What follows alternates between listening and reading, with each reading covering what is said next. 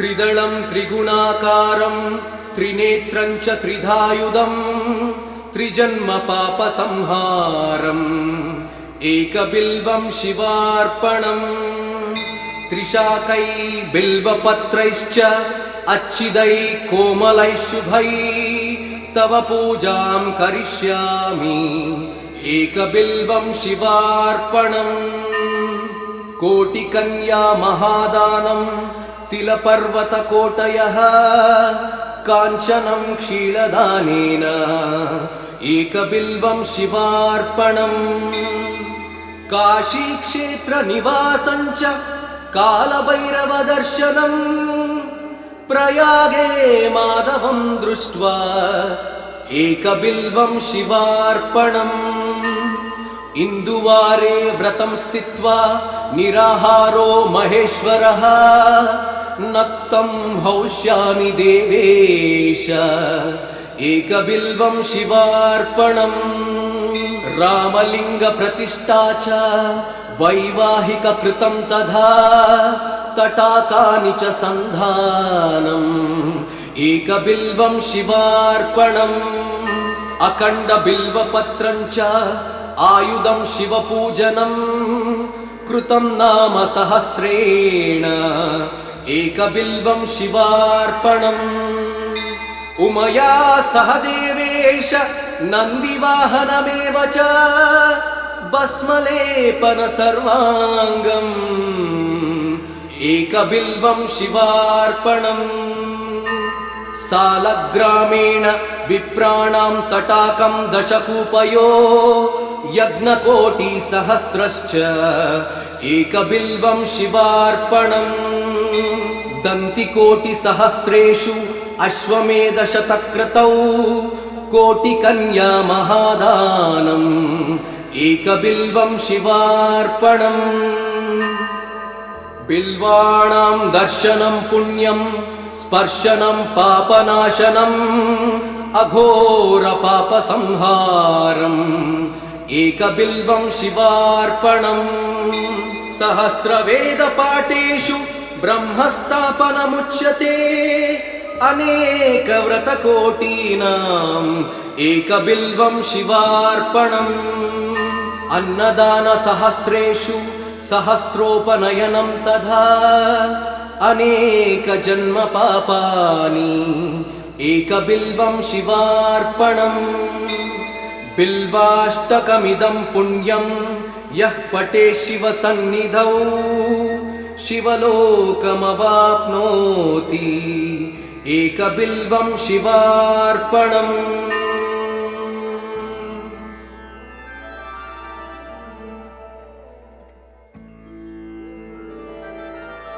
त्रिदलं त्रिगुणाकारं त्रिनेत्रं च त्रिधायुधं त्रिजन्म पापसंहारम् एकबिल्वं शिवार्पणम् त्रिशाकै बिल्वपत्रैश्च अच्छिदै कोमलै शुभै तव पूजां करिष्यामि एकबिल्वं शिवार्पणम् कोटिकन्या महादानं तिलपर्वतकोटयः काञ्चनं क्षीरदानेन एकबिल्वं शिवार्पणम् काशीक्षेत्रनिवासं च कालभैरवदर्शनम् प्रयागे माधवं दृष्ट्वा एकबिल्वं शिवार्पणम् इन्दुवारे व्रतं स्थित्वा निराहारो महेश्वरः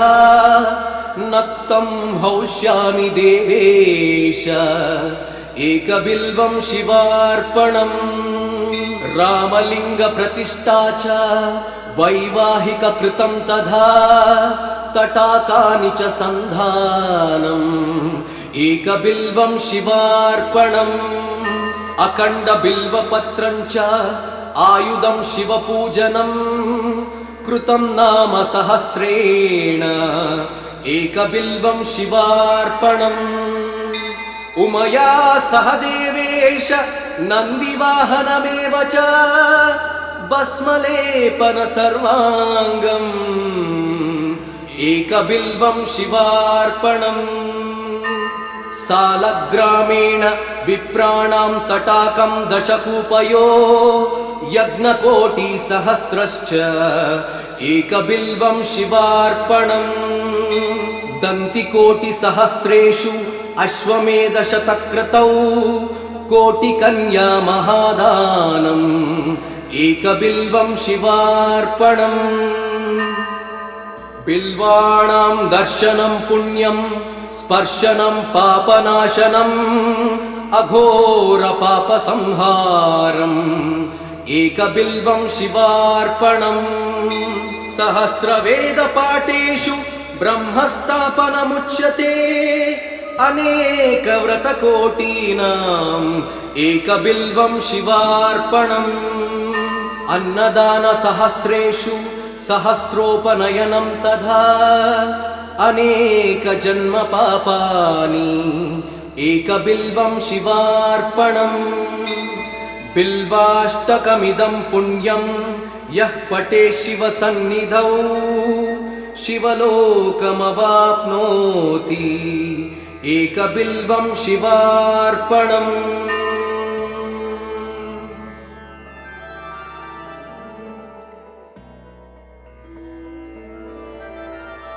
त्रिदलं त्रिगुणाकारं त्रिनेत्रं च त्रिधायुधं त्रिजन्मपापसंहारम् एकबिल्वं शिवार्पणम् त्रिशाकै बिल्वपत्रैश्च अच्छिदै कोमलै शुभै तव पूजां करिष्यामि एकबिल्वं शिवार्पणम् कोटिकन्या महादानं तिलपर्वतकोटयः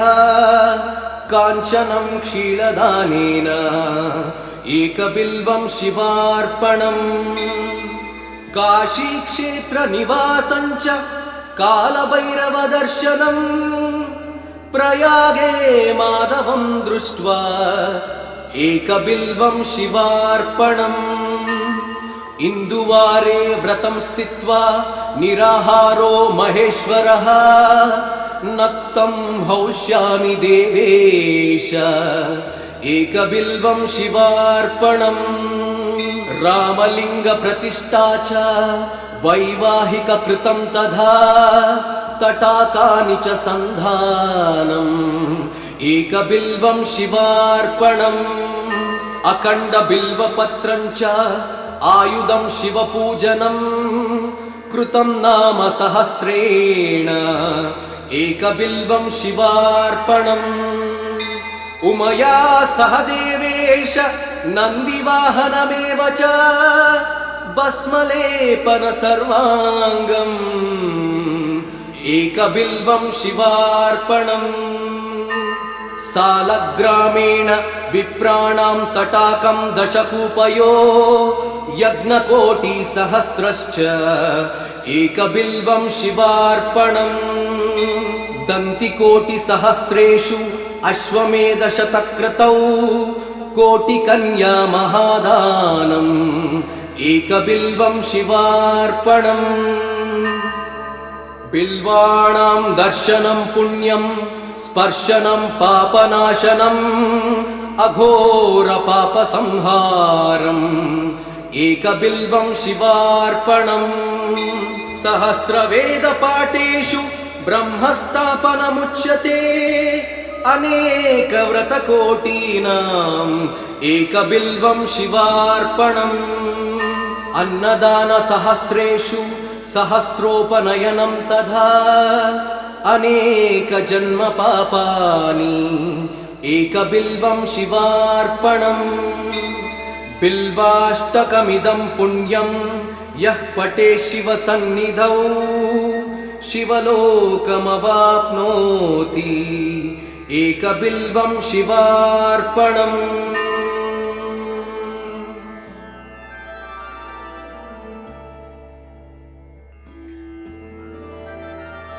त्रिदलं त्रिगुणाकारं त्रिनेत्रं च त्रिधायुधं त्रिजन्मपापसंहारम् एकबिल्वं शिवार्पणम् त्रिशाकै बिल्वपत्रैश्च अच्छिदै कोमलै शुभै तव पूजां करिष्यामि एकबिल्वं शिवार्पणम् कोटिकन्या महादानं तिलपर्वतकोटयः काञ्चनं क्षीरदानेन एकबिल्वं शिवार्पणम् काशीक्षेत्रनिवासं च कालभैरवदर्शनम् प्रयागे माधवं दृष्ट्वा एकबिल्वं शिवार्पणम् इन्दुवारे व्रतं स्थित्वा निराहारो महेश्वरः नक्तं हौष्यामि देवेश एकबिल्वं शिवार्पणम् रामलिङ्गप्रतिष्ठा च वैवाहिककृतं तथा तटाकानि च सन्धानम् एकबिल्वं शिवार्पणम्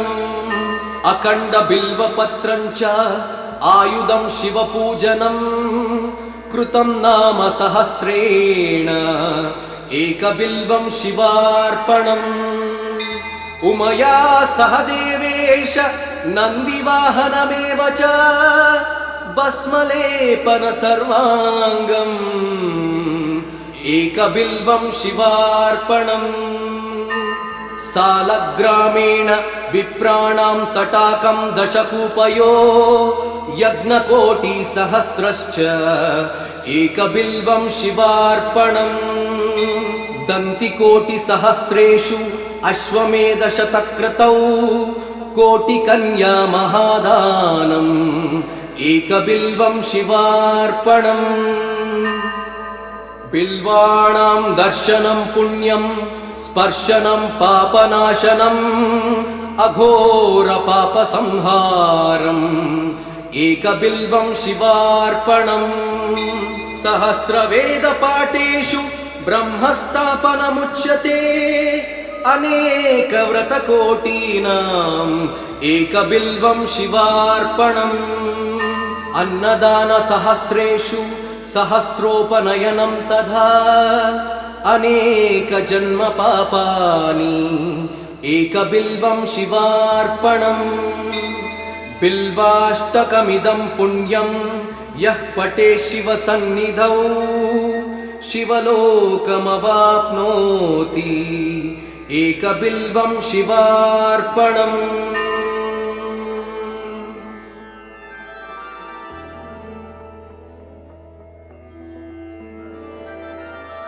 त्रिदलं त्रिगुणाकारं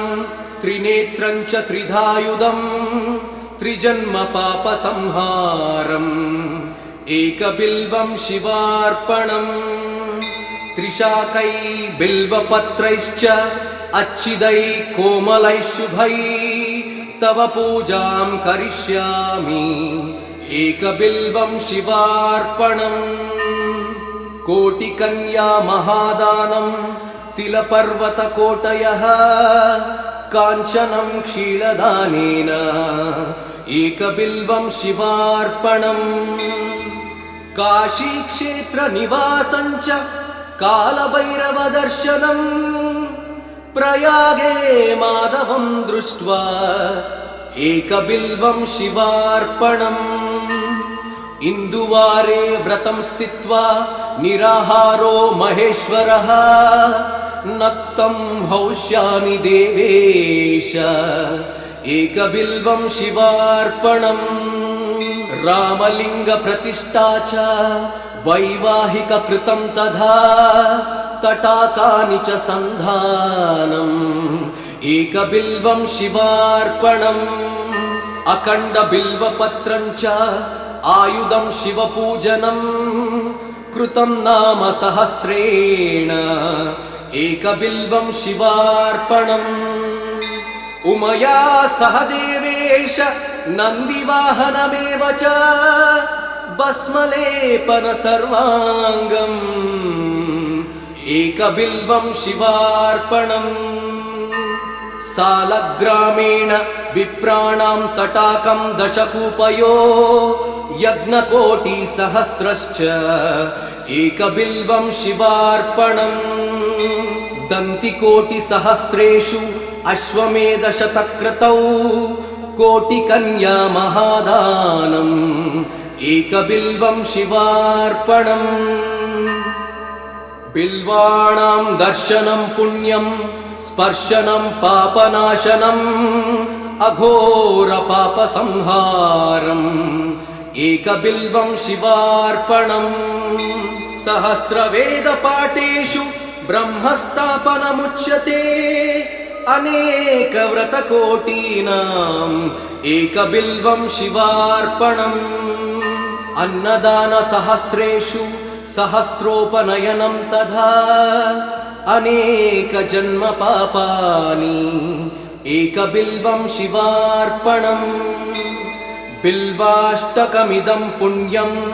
यः पठेत् शिवसन्निधौ शिवलोकमवाप्नोति एकबिल्वं शिवार्पणम्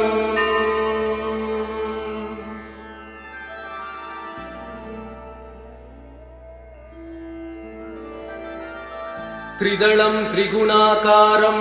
त्रिनेत्रं च त्रिधायुधं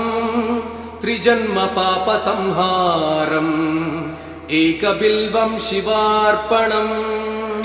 त्रिशाकै बिल्वपत्रैश्च अच्छिदैः कोमलैः शुभैः तव पूजां करिष्यामि एकबिल्वं शिवार्पणम् कोटिकन्या महादानं तिलपर्वतकोटयः काञ्चनं क्षीरदानेन एकबिल्वं शिवार्पणम् काशीक्षेत्रनिवासं च कालभैरवदर्शनम् प्रयागे माधवं दृष्ट्वा एकबिल्वं शिवार्पणम् इन्दुवारे व्रतं स्थित्वा निराहारो महेश्वरः नक्तं हौष्यामि देवेश एकबिल्वं शिवार्पणम् रामलिङ्गप्रतिष्ठा च वैवाहिककृतं तथा तटाकानि च सन्धानम् एकबिल्वं शिवार्पणम् अखण्डबिल्वपत्रं च आयुधं शिवपूजनम् कृतं नाम सहस्रेण एकबिल्वं शिवार्पणम् उमया सह देवेश नन्दिवाहनमेव च भस्मलेपन सर्वाङ्गम् एकबिल्वं शिवार्पणम् सालग्रामेण विप्राणां तटाकं दशकूपयो यज्ञकोटिसहस्रश्च एकबिल्वं शिवार्पणम्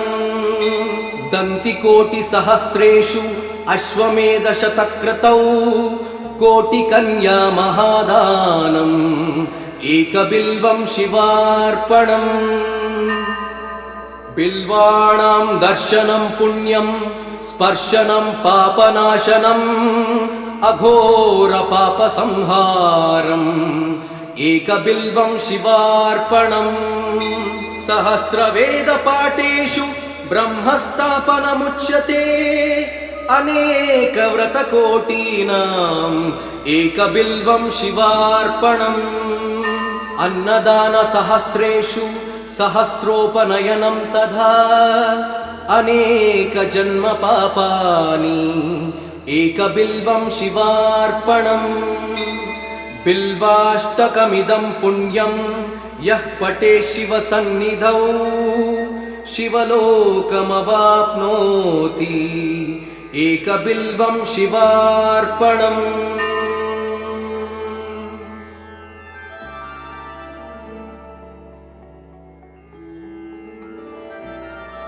त्रिदलं त्रिगुणाकारं त्रिनेत्रं च त्रिधायुधं त्रिजन्मपापसंहारम् एकबिल्वं शिवार्पणम् त्रिशाकै बिल्वपत्रैश्च अच्छिदैः कोमलैः शुभैः तव पूजां करिष्यामि एकबिल्वं शिवार्पणम् कोटिकन्या महादानं तिलपर्वतकोटयः काञ्चनं क्षीरदानेन एकबिल्वं शिवार्पणम् काशीक्षेत्रनिवासं च कालभैरवदर्शनम् प्रयागे माधवं दृष्ट्वा एकबिल्वं शिवार्पणम् इन्दुवारे व्रतं स्थित्वा निराहारो महेश्वरः नक्तं हौष्यामि देवेश एकबिल्वं शिवार्पणम् रामलिङ्गप्रतिष्ठा च वैवाहिककृतं तथा तटाकानि च सन्धानम् एकबिल्वं शिवार्पणम् अखण्डबिल्वपत्रं च आयुधं शिवपूजनं कृतं नाम सहस्रेण एकबिल्वं शिवार्पणम् उमया सह देवेश नन्दिवाहनमेव च भस्मलेपन सर्वाङ्गम् एकबिल्वं शिवार्पणम् सालग्रामेण विप्राणां तटाकं दशकूपयो यज्ञकोटिसहस्रश्च एकबिल्वं शिवार्पणम् दन्तिकोटिसहस्रेषु अश्वमेधशतक्रतौ कोटिकन्या महादानम् एकबिल्वं शिवार्पणम् बिल्वाणां दर्शनं पुण्यं स्पर्शनं पापनाशनम् अघोरपापसंहारम् एकबिल्वं शिवार्पणम् सहस्रवेदपाठेषु ब्रह्मस्थापनमुच्यते अनेकव्रतकोटीनाम् एकबिल्वं शिवार्पणम् अन्नदानसहस्रेषु सहस्रोपनयनं तथा अनेकजन्मपापानि एकबिल्वं शिवार्पणम् बिल्वाष्टकमिदं पुण्यं यः पठेत् शिवसन्निधौ शिवलोकमवाप्नोति एकबिल्वं शिवार्पणम्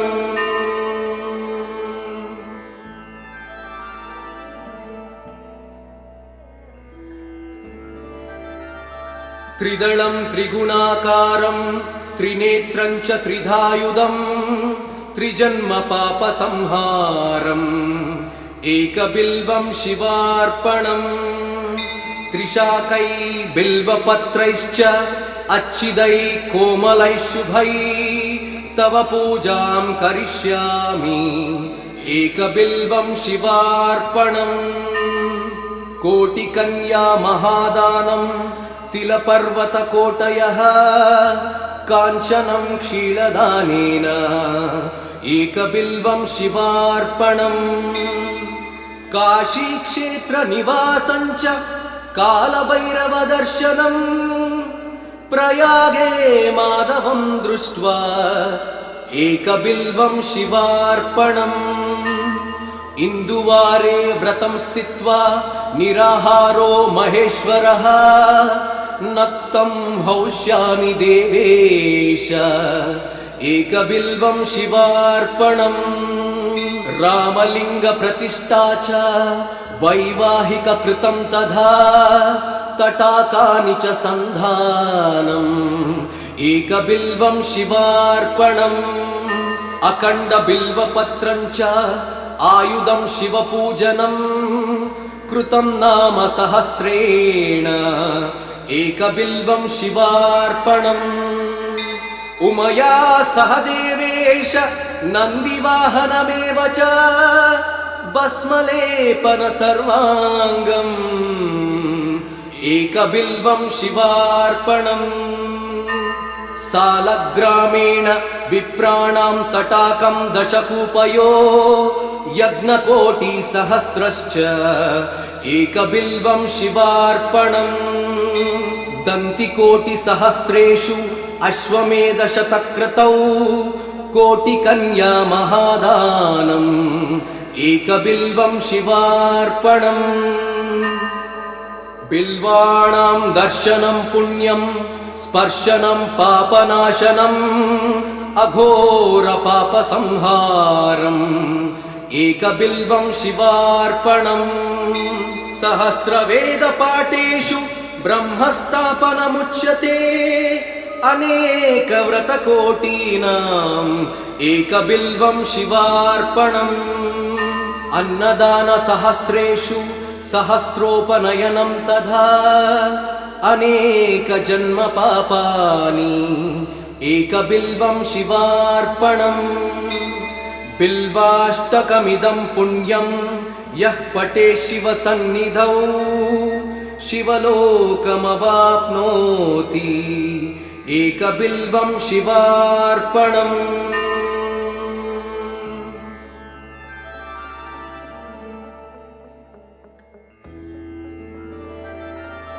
त्रिदलं त्रिगुणाकारं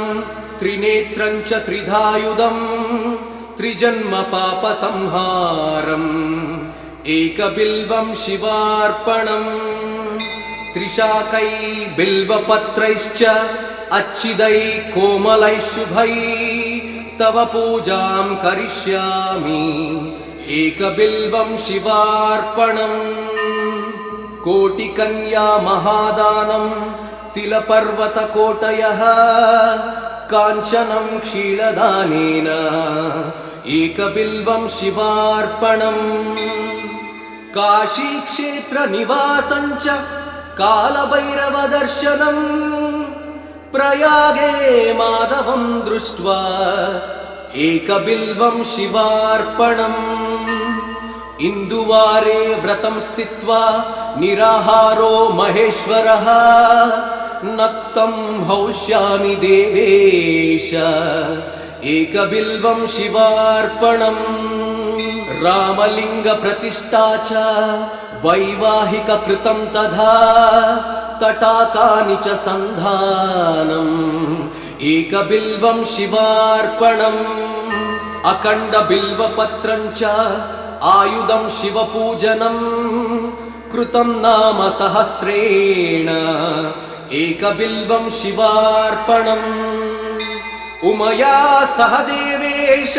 नन्दिवाहनमेव च भस्मलेपन सर्वाङ्गम् एकबिल्वं शिवार्पणम् सालग्रामेण विप्राणां तटाकं दशकूपयो यज्ञकोटिसहस्रश्च एकबिल्वं शिवार्पणम् दन्तिकोटिसहस्रेषु अश्वमेधशतक्रतौ कोटिकन्या महादानम् एकबिल्वं शिवार्पणम् बिल्वाणां दर्शनं पुण्यं स्पर्शनं पापनाशनम् अघोरपापसंहारम् एकबिल्वं शिवार्पणम् सहस्रवेदपाठेषु ब्रह्मस्थापनमुच्यते अनेकव्रतकोटीनाम् एकबिल्वं शिवार्पणम् अन्नदानसहस्रेषु सहस्रोपनयनं तथा अनेकजन्मपापानि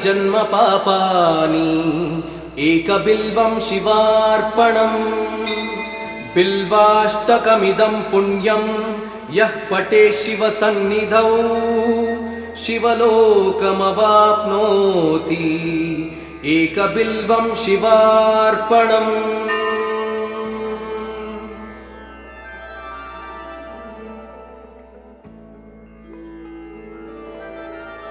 त्रिदलं त्रिगुणाकारं त्रिनेत्रं च त्रिधायुधं त्रिजन्मपापसंहारम् एकबिल्वं शिवार्पणम् त्रिशाकै बिल्वपत्रैश्च अच्छिदै कोमलैः शुभै तव पूजां करिष्यामि एकबिल्वं शिवार्पणम् कोटिकन्या महादानं तिलपर्वतकोटयः काञ्चनं क्षीरदानेन एकबिल्वं शिवार्पणम् काशीक्षेत्रनिवासं च कालभैरवदर्शनम् प्रयागे माधवं दृष्ट्वा एकबिल्वं शिवार्पणम् इन्दुवारे व्रतं स्थित्वा निराहारो महेश्वरः नक्तं हौष्यामि देवेश एकबिल्वं शिवार्पणम् रामलिङ्गप्रतिष्ठा च वैवाहिककृतं तथा तटाकानि च सन्धानम् एकबिल्वं शिवार्पणम् अखण्डबिल्वपत्रं च आयुधं शिवपूजनम् कृतं नाम सहस्रेण एकबिल्वं शिवार्पणम् उमया सह देवेश नन्दिवाहनमेव च भस्मलेपन सर्वाङ्गम् एकबिल्वं शिवार्पणम् सालग्रामेण विप्राणां तटाकं दशकूपयो यज्ञकोटिसहस्रश्च एकबिल्वं शिवार्पणम् दन्तिकोटिसहस्रेषु अश्वमेधशतक्रतौ कोटिकन्या महादानम् एकबिल्वं शिवार्पणम् बिल्वाणां दर्शनं पुण्यं स्पर्शनं पापनाशनम् अघोरपापसंहारम् एकबिल्वं शिवार्पणम् सहस्रवेदपाठेषु ब्रह्मस्थापनमुच्यते अनेकव्रतकोटीनाम् एकबिल्वं शिवार्पणम् अन्नदानसहस्रेषु सहस्रोपनयनं तथा अनेकजन्मपापानि एकबिल्वं शिवार्पणम् बिल्वाष्टकमिदं पुण्यं यः पठेत् शिवसन्निधौ शिवलोकमवाप्नोति एकबिल्वं शिवार्पणम्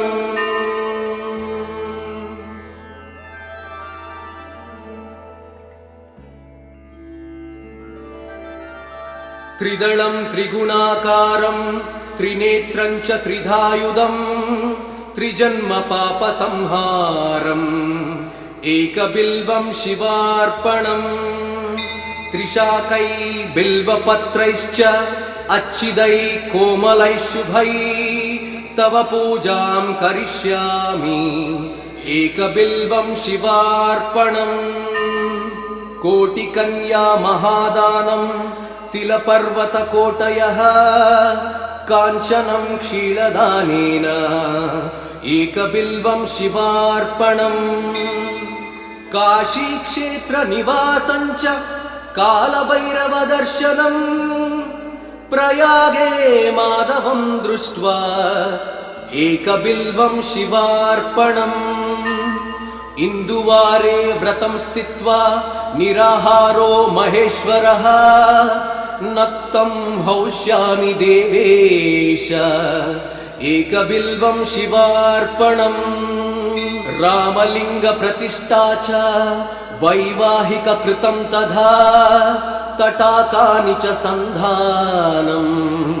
एकबिल्वं शिवार्पणम् अखण्डबिल्वपत्रं च आयुधं शिवपूजनम् कृतं नाम सहस्रेण एकबिल्वं शिवार्पणम् उमया सह देवेश नन्दिवाहनमेव च भस्मलेपन सर्वाङ्गम् एकबिल्वं शिवार्पणम् सालग्रामेण विप्राणां तटाकं दशकूपयो यज्ञकोटिसहस्रश्च एकबिल्वं शिवार्पणम् दन्तिकोटिसहस्रेषु अश्वमेधशतक्रतौ कोटिकन्या महादानम् एकबिल्वं शिवार्पणम् बिल्वाणां दर्शनं पुण्यं स्पर्शनं पापनाशनम् अघोरपापसंहारम् एकबिल्वं शिवार्पणम् सहस्रवेदपाठेषु ब्रह्मस्थापनमुच्यते अनेकव्रतकोटीनाम् एकबिल्वं शिवार्पणम् अन्नदानसहस्रेषु सहस्रोपनयनं तथा अनेकजन्मपापानि एकबिल्वं शिवार्पणम् बिल्वाष्टकमिदं पुण्यं यः पठेत् शिवसन्निधौ शिवलोकमवाप्नोति एकबिल्वं शिवार्पणम्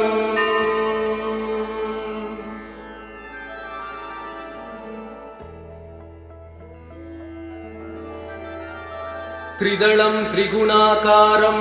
त्रिनेत्रं च त्रिधायुधं त्रिजन्मपापसंहारम् एकबिल्वं शिवार्पणम् त्रिशाकै बिल्वपत्रैश्च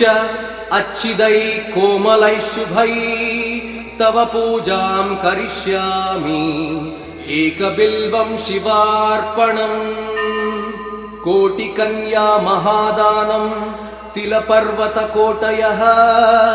काञ्चनं क्षीरदानेन एकबिल्वं शिवार्पणम् काशीक्षेत्रनिवासं च कालभैरवदर्शनम् प्रयागे माधवं दृष्ट्वा एकबिल्वं शिवार्पणम् इन्दुवारे व्रतं स्थित्वा निराहारो महेश्वरः नक्तं हौष्यामि देवेश एकबिल्वं शिवार्पणम् रामलिङ्गप्रतिष्ठा च वैवाहिककृतं तथा तटाकानि च सन्धानम्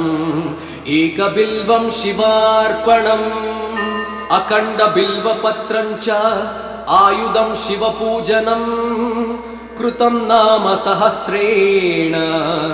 एकबिल्वं शिवार्पणम् उमया सह देवेश नन्दिवाहनमेव च भस्मलेपन सर्वाङ्गम् एकबिल्वं शिवार्पणम् सालग्रामेण विप्राणां तटाकं दशकूपयो यज्ञकोटिसहस्रश्च एकबिल्वं शिवार्पणम् दन्तिकोटिसहस्रेषु अश्वमेधशतक्रतौ कोटिकन्या महादानम् एकबिल्वं शिवार्पणम् बिल्वाणां दर्शनं पुण्यं स्पर्शनं पापनाशनम् अघोरपापसंहारम् एकबिल्वं शिवार्पणम् सहस्रवेदपाठेषु ब्रह्मस्थापनमुच्यते अनेकव्रतकोटीनाम् एकबिल्वं शिवार्पणम् अन्नदानसहस्रेषु सहस्रोपनयनं तथा अनेकजन्मपापानि एकबिल्वं शिवार्पणम् बिल्वाष्टकमिदं पुण्यं यः पठेत् शिवसन्निधौ शिवलोकमवाप्नोति एकबिल्वं शिवार्पणम्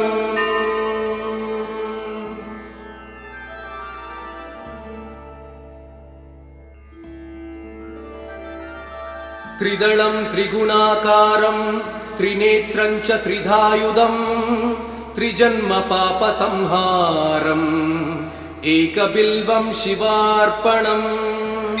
त्रिशाकै बिल्वपत्रैश्च अच्छिदै कोमलैः शुभै तव पूजां करिष्यामि एकबिल्वं शिवार्पणम् कोटिकन्या महादानं तिलपर्वतकोटयः काञ्चनं क्षीरदानेन एकबिल्वं शिवार्पणम् काशीक्षेत्रनिवासं च कालभैरवदर्शनम् प्रयागे माधवं दृष्ट्वा एकबिल्वं शिवार्पणम् इन्दुवारे व्रतं स्थित्वा निराहारो महेश्वरः नक्तं हौष्यामि देवेश एकबिल्वं शिवार्पणम् रामलिङ्गप्रतिष्ठा च वैवाहिककृतं तथा तटाकानि च सन्धानम् एकबिल्वं शिवार्पणम् अखण्डबिल्वपत्रं च आयुधं शिवपूजनम् कृतं नाम सहस्रेण एकबिल्वं शिवार्पणम् उमया सह देवेश नन्दिवाहनमेव च भस्मलेपन सर्वाङ्गम् एकबिल्वं शिवार्पणम्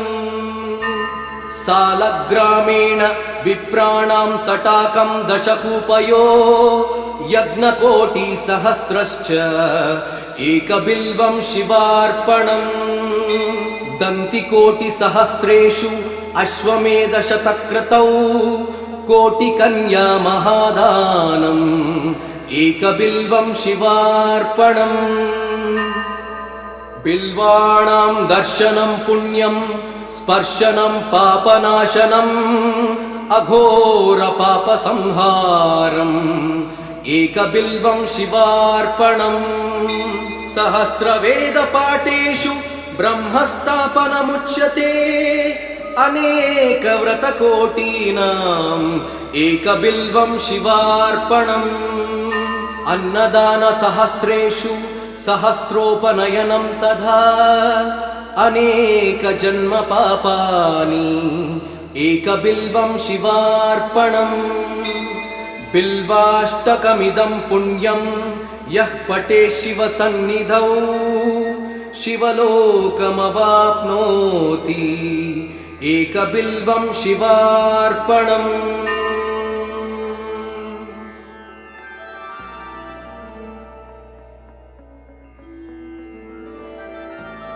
त्रिदलं त्रिगुणाकारं त्रिनेत्रं च त्रिधायुधं त्रिजन्मपापसंहारम् एकबिल्वं शिवार्पणम् त्रिशाकै बिल्वपत्रैश्च अच्छिदै कोमलै शुभै तव पूजां करिष्यामि एकबिल्वं शिवार्पणम् कोटिकन्या महादानं तिलपर्वतकोटयः काञ्चनं क्षीरदानेन एकबिल्वं शिवार्पणम् काशीक्षेत्रनिवासं च कालभैरवदर्शनम् प्रयागे माधवं दृष्ट्वा एकबिल्वं शिवार्पणम् इन्दुवारे व्रतं स्थित्वा निराहारो महेश्वरः नक्तं हौष्यामि देवेश एकबिल्वं शिवार्पणम् रामलिङ्गप्रतिष्ठा च वैवाहिककृतं तथा तटाकानि च सन्धानम् एकबिल्वं शिवार्पणम् अखण्डबिल्वपत्रं च आयुधं शिवपूजनम् कृतं नाम सहस्रेण